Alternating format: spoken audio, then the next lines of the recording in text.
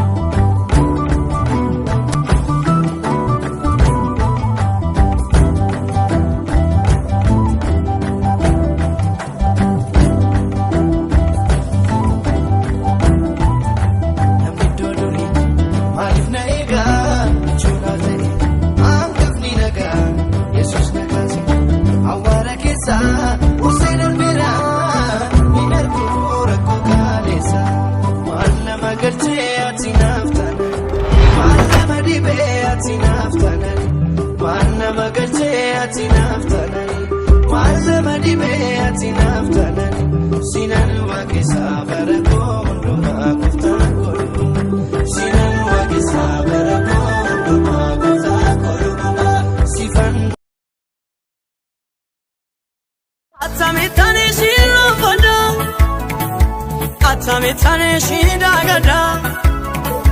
Garumma keetu keessa koozira Atamitani shilofada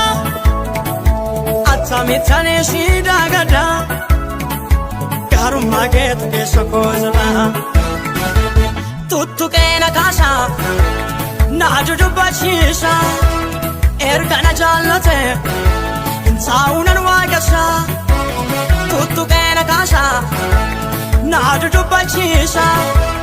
erga na jaallate saunan waaqesha inni yuuna baadoo jirma jiraasa qoodessa kan kooti fudhatee roofiisa inni yuuna baadoo jirma jiraasa qoodessa kan kooti fudhatee roofiisa na jaallateera Yesuus kuni nasimanneem garaa jibbaane na jaallateera Yesuus kuni nasimanneem garaa jibbaane harkaa qabeetu na ceesisee du'a baay'ee bira na dabarsee harkaa qabeetu na ceesisee du'a baay'ee bira na dabarsee na jaallateera Yesuus kuni nasimanneem garaa jibbaane na jaallateera Yesuus kuni nasimanneem garaa jibbaane harkaa qabeetu na ceesisee du'a baay'ee bira na dabarsee harkaa qabeetu na ceesisee